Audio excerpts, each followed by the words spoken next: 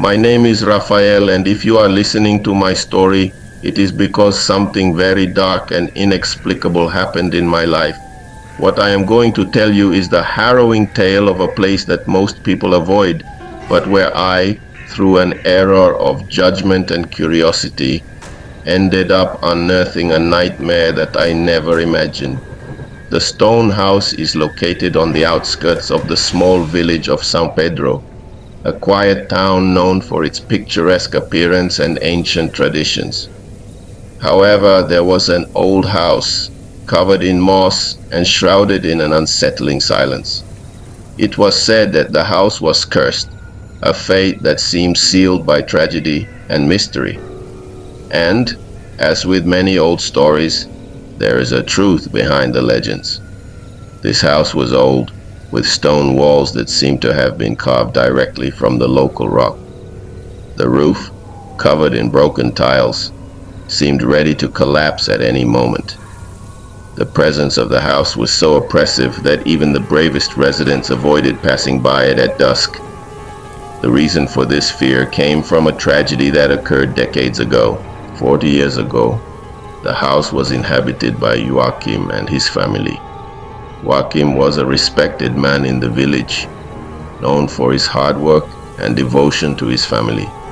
However, one night, his life and that of his family were destroyed.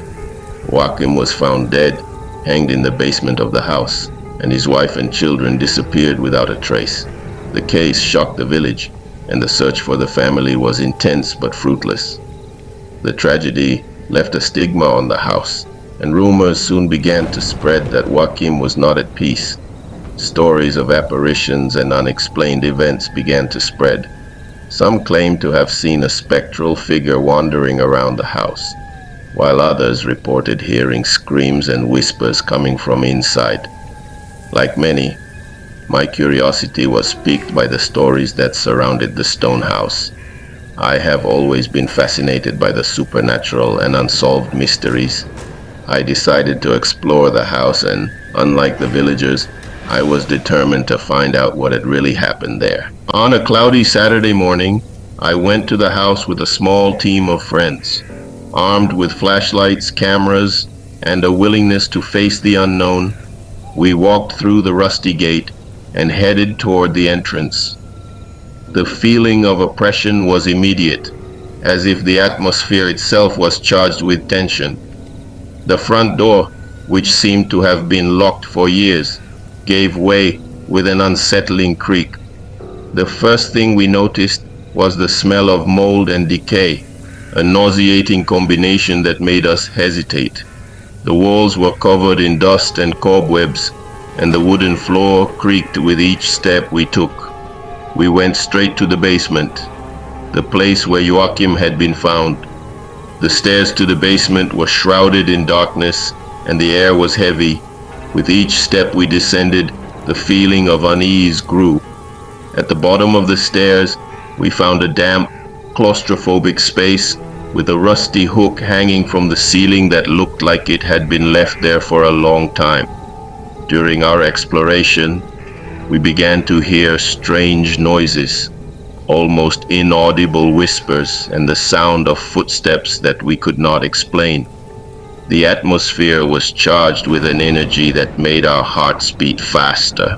At one point, one of my team's flashlights flickered and went out, and an icy sensation spread throughout the room. We decided to use a camera to try to capture some evidence, but what we saw was disturbing. The recording showed a slender, indistinct figure moving quickly through the depths of the basement. The images were of poor quality, but they clearly showed something that was not natural. Desperately, we tried to leave the house, but the gate was inexplicably closed, as if an invisible force was keeping it locked. As we tried to force our way out, a deafening sound filled the space. It was as if the walls were crying and groaning. The cold we felt seemed to penetrate our bones, and an oppressive presence made itself felt. Finally, we managed to open the gate and leave the house. but the experience had left deep scars on all of us. When we returned to the village, we told our story, but few believed our tales. The stone house remained an enigma, a place avoided by all. The images of the spectral figure and the whispers still haunt us, and the sense that something terrible still resides within the house lingers. The stone house in San Pedro is a grim reminder that some mysteries are best left unanswered. Whatever happened there continues to haunt the house, and anyone who dares enter will face a fate that defies comprehension. The forces that inhabit this place are beyond what the human mind can bear, and my experience has served as a stark warning. There are things in the world that should not be unearthed, and there are mysteries that are best left forgotten.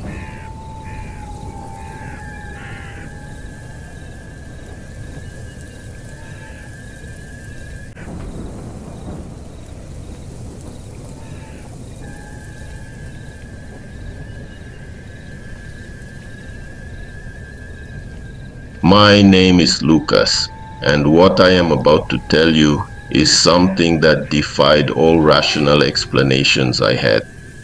The story takes place in the village of Whispers, a place where the ordinary and the supernatural intertwine in ways I never imagined. If you are listening to this, know that what I am about to tell you is real and deeply disturbing. The village of Whispers is a small town hidden among the trees of a vast forest. The village gets its name from the mysterious whispers that emanate from the forest at night, creating an aura of mystery that haunts visitors. The village is picturesque, with its thatched roof houses and narrow streets, but it has a sense of isolation that is hard to ignore. The residents are a close group who keep their distance from outsiders and avoid talking about the forest or the disturbing noises that come from it. The atmosphere of the village is at once peaceful and unsettling, a contrast that leaves anyone who visits it feeling uneasy. It all began with the disappearance of Helena, a young woman known for her adventurous spirit and kindness. Helena decided to explore the forest, an area that had always had a sinister reputation, but which she seemed eager to explore. She set out one summer day, and the anticipation of her return soon turned to panic when she did not return home.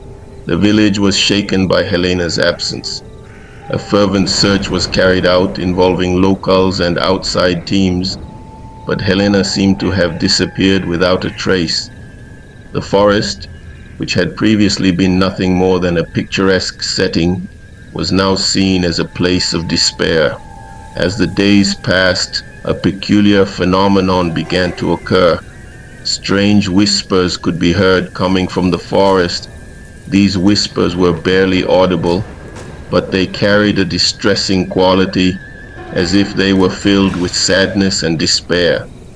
Villagers began to report hearing Helena's name among these whispers, which only intensified the sense of terror that hung over the village.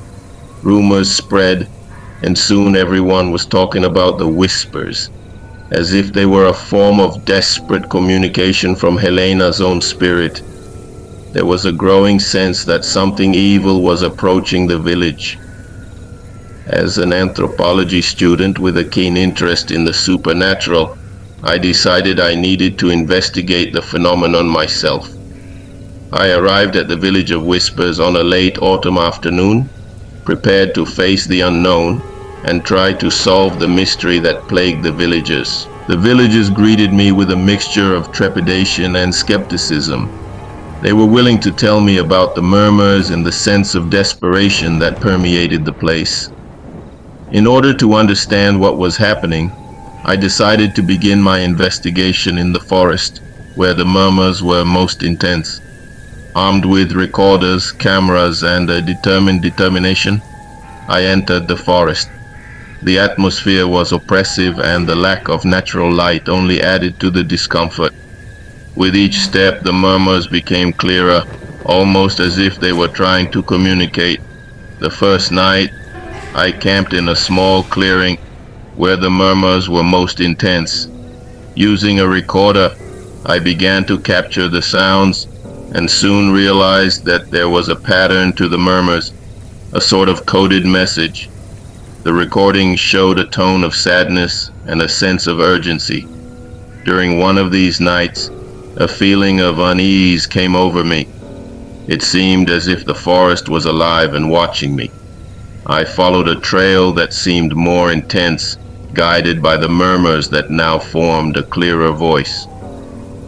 I reached a clearing where I found an ancient altar covered in moss and stones. There were strange symbols carved into the stones around the altar, and the environment had a dense and unsettling energy. It was then that a terrifying sight revealed itself before me. A skeletal figure shrouded in a dark mist was standing on the altar, as if waiting for me. The figure slowly approached, and I could see its empty eyes and macabre expression. A wave of absolute terror hit me, and the murmurs intensified, forming a voice that seemed to be Helena's. The voice whispered words of anguish and despair, begging for help. I felt an invisible force pushing me out of the clearing, and with great effort, I managed to escape the forest. The terror and the feeling of being watched were overwhelming. When I returned to the village, I told the villagers about my experience. They were horrified, but also relieved that there was finally an explanation. The villagers believed that the figure I had seen was a guardian spirit of the forest, trying to protect the village from evil forces. Helena's story became a local legend, passed down from generation to generation. The forest was finally avoided, and the sense of despair that had hung over the village began to lift. I returned to my daily life, but the experience in the whispering village left a lasting impression on me. The forest and its whispers remain an enigma, and the sense that something unexplainable still resides there has never left me.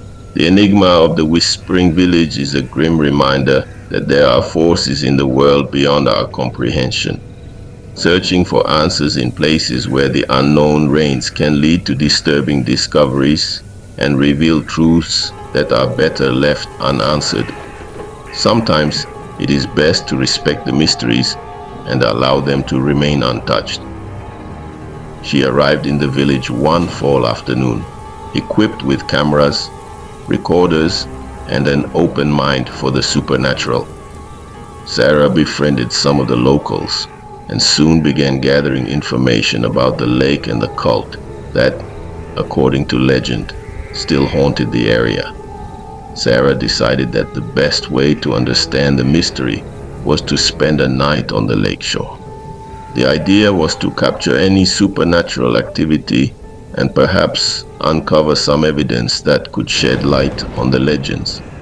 She set up camp near the water, equipped with sophisticated equipment to record any anomalies. The first night, the lake seemed calm and serene, but Sarah felt a growing sense of unease. As the night wore on, she began to hear indistinct whispers and see shadows moving across the surface of the water. She recorded these sounds, but when she reviewed the recordings, she realized that the whispers formed words in an ancient language she did not recognize. The second night, something more disturbing occurred. Sarah saw hooded figures emerging from the forest and heading toward the lake. They carried torches and chanted in an ancient language. What seemed to be a dark ritual was unfolding before her eyes. Sarah, afraid, hid behind some trees, but managed to capture images and sounds of what was happening. The figures performed a ritual that involved throwing objects into the lake, which sank without a trace. Sarah felt a biting cold and a growing sense of dread. The whispers she had heard before now seemed to be becoming clearer, and a distressed voice began to echo in her mind, calling for help. On the third night, The situation became even more terrifying. Sarah was awakened by a strange sound coming from the lake, a sound that seemed to be a combination of screams and cries.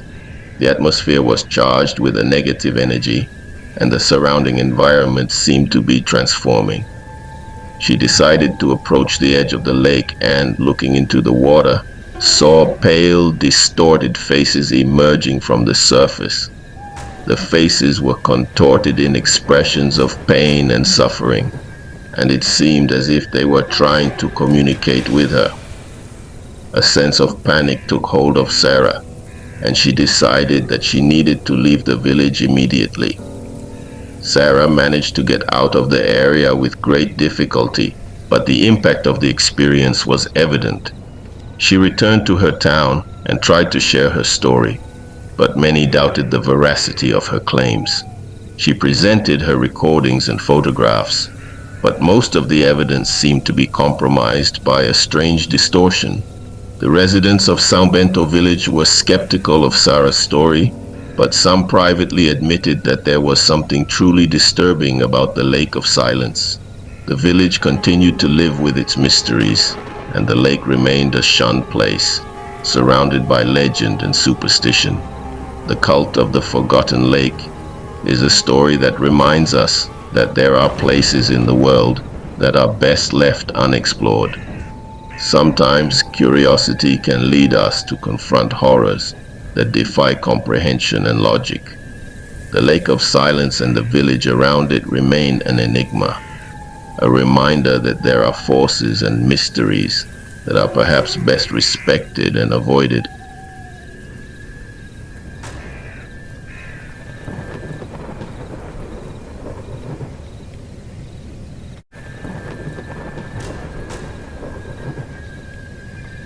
My name is Daniel, and what I am about to tell you is something that defies all logic and understanding. The story I am about to tell you took place in the remote village of São Bento, a place that seems to have been forgotten by time and where fear is a constant presence. What began as a simple visit to the countryside turned into a nightmare that I could never have imagined. The village of São Bento is a small town hidden between hills, covered in dense forests and a dark lake. It is a place that seems to have come out of a fairy tale, with its stone houses and thatched roofs. However, the village is marked by a sense of desolation and a disturbing silence that surrounds it. The residents are known for their reserve and peculiar behavior. They avoid talking about the lake and often look at it with a mixture of fear and reverence. The village has a rich history, but it is also full of legends and superstitions that no one seems to want to discuss openly.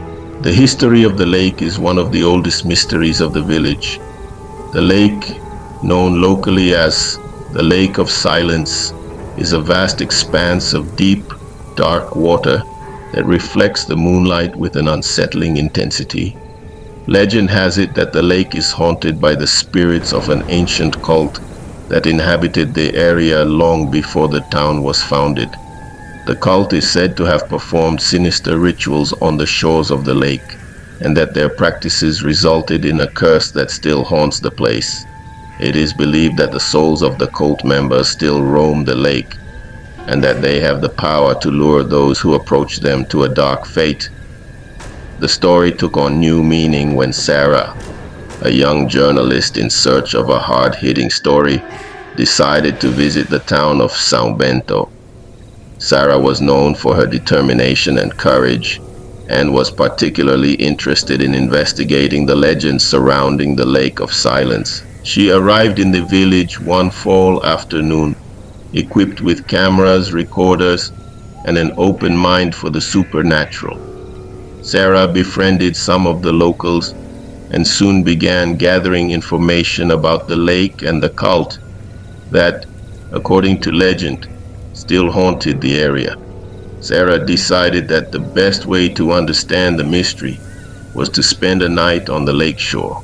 The idea was to capture any supernatural activity and perhaps uncover some evidence that could shed light on the legends. She set up camp near the water, equipped with sophisticated equipment to record any anomalies. The first night, the lake seemed calm and serene, but Sarah felt a growing sense of unease. As the night wore on, she began to hear indistinct whispers and see shadows moving across the surface of the water. She recorded these sounds, but when she reviewed the recordings, she realized that the whispers formed words in an ancient language she did not recognize. The second night, something more disturbing occurred. Sarah saw hooded figures emerging from the forest and heading toward the lake. They carried torches and chanted in an ancient language. What seemed to be a dark ritual was unfolding before her eyes. Sarah, afraid, hid behind some trees but managed to capture images and sounds of what was happening. The figures performed a ritual that involved throwing objects into the lake, which sank without a trace. Sarah felt a biting cold and a growing sense of dread. The whispers she had heard before now seemed to be becoming clearer, and a distressed voice began to echo in her mind, calling for help. On the third night, the situation became even more terrifying. Sarah was awakened by a strange sound coming from the lake. A sound that seemed to be a combination of screams and cries.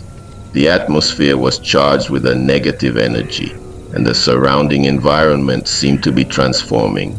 She decided to approach the edge of the lake and, looking into the water, saw pale, distorted faces emerging from the surface.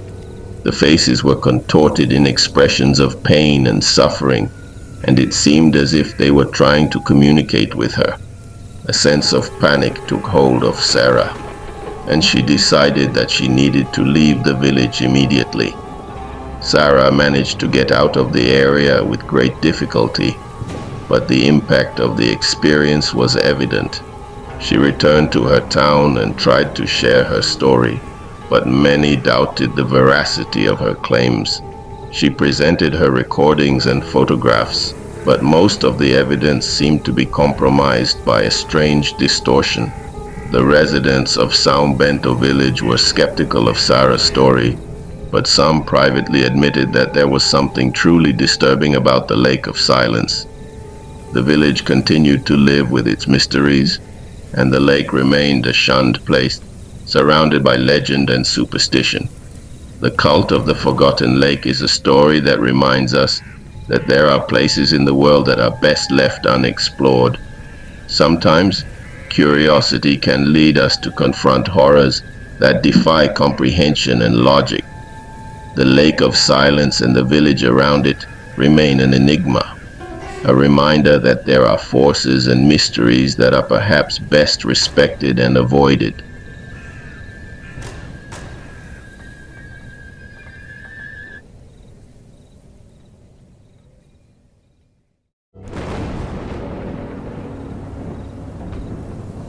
My name is Raphael, and what I am about to tell you defies all logic and understanding.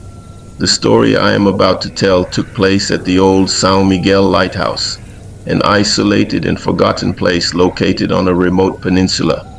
What began as a simple exploration excursion turned into a nightmare I never imagined I would experience.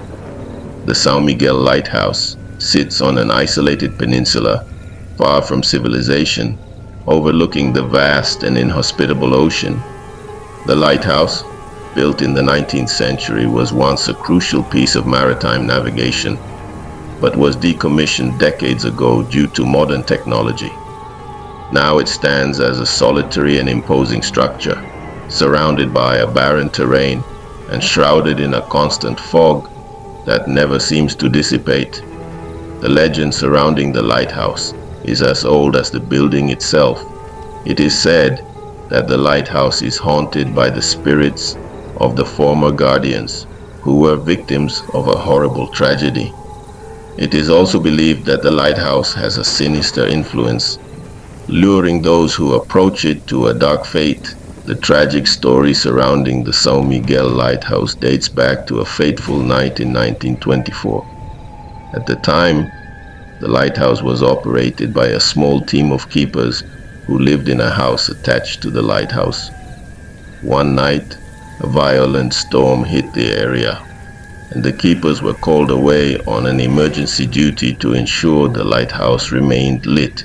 During the storm, something unexplainable happened. The lighthouse was extinguished, and to the horror of the locals, a cargo ship was lost on the rocks.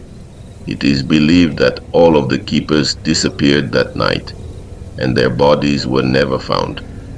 Since then, stories have circulated about sightings of ghostly figures wandering around the lighthouse, and a constant sense of gloom that hangs over the place. As an explorer and amateur photographer with a fascination for abandoned places, I decided that the São Miguel Lighthouse would be a great addition to my collection of stories. I arrived on the peninsula on a cloudy day, intent on exploring the lighthouse and capturing the unique atmosphere it offered. When I arrived, the lighthouse stood majestically against the dark sky, shrouded in a thick fog that seemed to emanate from the sea itself. The surroundings were oppressive, and there was a palpable sense of abandonment and desolation. Despite the harsh weather, I was determined to explore and document every detail of the lighthouse. I set up my equipment and began exploring the interior of the lighthouse. The building was in ruins, with crumbling walls and a spiral staircase leading to the top. There was absolute silence, broken only by the sound of the wind and the waves crashing against the rocks. As I explored, I began to feel a strange presence, as if I were being watched. The sensation was unsettling, but I pressed on, determined to capture the images I had planned. As the night wore on, the mood in the lighthouse seemed to change. The wind howled and the fog grew thicker, creating an almost otherworldly atmosphere. On the second night, the atmosphere in the lighthouse became even more unsettling. I began to hear whispers and murmurs coming from the walls and the hallway. The recordings I made showed strange, distorted sounds, and at times it sounded like someone was trying to communicate in a desperate tone. The feeling of being watched intensified, and I began to see shadows moving through the hallways. With each step I took, I felt as if something or someone was following me closely. I decided to climb to the top of the lighthouse, where the view was stunning, but there was also a sense of vulnerability. At any moment, I felt like something was about to happen. On the third night, events took a darker turn. While searching the lighthouse's control room, I found an old diary that seemed to have belonged to one of the missing keepers. The diary was filled with notes about growing fears and a sense that something terrible was coming. As the night wore on, the lights began to flicker and the room became cold. The shadows around me became more defined, and suddenly I saw ghostly figures materializing on the walls. They were silhouettes of people. Their expressions were of despair and agony. The feeling of dread was almost unbearable. In a moment of desperation, I decided to leave the lighthouse. The atmosphere was charged with negative energy, and I felt like I was running out of time. The ghostly figures began to get closer, and I realized that the feeling of being followed was real. I ran out of the lighthouse and back to my base, exhausted and terrified. What happened next was a struggle to make sense of what I had experienced. The images and recordings I had captured were filled with distortions and unexplained phenomena. Although I tried to share my experience, many doubted the veracity of my claims. The mystery of the abandoned lighthouse is a grim reminder that there are places in the world where the supernatural manifests itself in ways that defy comprehension. The St. Michael Lighthouse and the spirits of its ancient guardians remain an unsolved enigma, and the experience of being there has left a lasting impression on me. Sometimes it is better to leave the mysteries of the past untouched and respect the places that hold stories and tragedies that go beyond our understanding.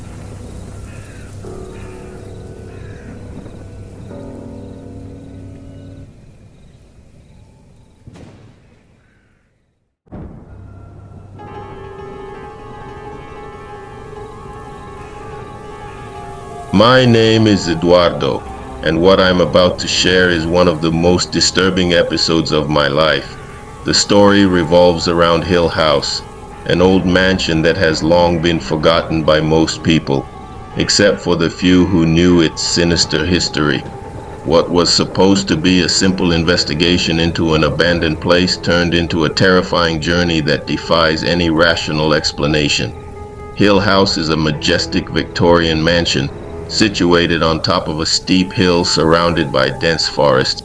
The mansion, built in the late 19th century, was once the home of a wealthy family, but was abandoned after a series of tragic events that turned it into a place of mystery and horror. The garden surrounding the house is overgrown with uncontrolled vegetation, and the facade of the mansion is covered in moss and dirt, giving it an even more sinister appearance. Local legend claims that the house was the scene of macabre rituals performed by its last owners who were involved in occult practices. These rituals culminated in a tragedy that resulted in the death of the entire family. Since then, the house has been considered haunted, and people who approach it often report disturbing experiences. I am a researcher and writer specializing in horror and mystery stories. I have always been fascinated by abandoned places and what they can reveal about the past. When I heard about Hill House, I was immediately drawn to the idea of exploring the place and discovering the truth behind the legends. I arrived at the mansion on a cloudy afternoon, loaded with my recording equipment and cameras. The house looked even more terrifying up close, and the surrounding area was shrouded in a thick fog that made everything more sinister. As I approached the entrance, a feeling of unease began to set in, but my curiosity was stronger. As I entered the mansion, I was immediately struck by a smell of damp and decay. The interior of the house was in an advanced state of deterioration, with furniture covered in dusty sheets and ceilings crumbling. The feeling of being watched was palpable, and every step I took seemed to echo through the empty hallways. Exploring the rooms, I found a living room with walls covered in old tapestries and a dusty grand piano. There was something unsettling about the room, as if sadness and despair were still embedded in the walls. I set up my cameras and began recording, trying to capture any evidence of supernatural activity. As the night wore on, I began to hear strange sounds, doors slamming, footsteps upstairs, and indistinct whispers. I decided to investigate the source of the sounds and followed them to an underground room, accessible by a secret staircase I found behind a hidden panel in the library. The underground room was a dark and sinister space with strange symbols carved into the walls and a table in the center, covered with melted candles and vials of unknown substances. It seemed to be the site of the rituals I had read about. The sense of an unseen presence was overwhelming, and I couldn't help but feel that something was about to happen. As I searched the underground room, I found an old diary covered in dust and almost completely disintegrated. The diary belonged to the head of the family that lived in the mansion, and its entries were filled with notes about a dark pact he had made with supernatural entities in exchange for power and wealth. The last entry was a desperate plea for help and a warning of what was to come. That night, things began to take a more sinister turn. The surroundings seemed to change, and I began to see shadowy figures moving around the edges of my vision. The recordings I made showed distortions and indistinct figures that I could not identify, but the feeling of terror was unmistakable. In the early hours of the morning, the atmosphere became even heavier. The doors of the mansion began to close by themselves, and I heard a voice whispering my name. I decided to follow the voice and with great effort climbed up to the attic of the mansion. There, I found a scene that left me speechless. A ghostly figure, wrapped in a dark cloak, was standing before an altar covered in candles. The figure turned to me, and its eyes shone with a terrifying intensity. The feeling of dread was so great that I could barely move. The figure seemed to be trying to communicate something, but its words were indistinct and filled with a melancholy that I had never experienced before. With a growing sense of panic, I decided that I needed to leave the mansion immediately. The shadows began to move more aggressively, and the feeling of being followed was overwhelming. I ran up the stairs and through the dark hallways, feeling as if the house was trying to trap me. Finally, I made it out of the mansion and away from the hill with the feeling that I had escaped imminent danger. The experience left a deep mark on me, and the feeling that something was still watching me did not go away for a long time. When I went back and reviewed my footage, the recordings were filled with distortions and disturbing images. Although I tried to share my experience, many doubted the authenticity of the evidence. Hill House remained a place of mystery and terror, and I decided to leave the mansion's past where it belongs, buried in the shadows of oblivion. The secret of Hill House is a grim reminder that there are places where the past and present intertwine in ways that defy logic. The mansion and its secrets remain an unsolved enigma, and my experience there taught me that there are mysteries that are best left untouched. What happened in that house continues to haunt me, and the feeling of having faced something beyond comprehension is one I will never forget.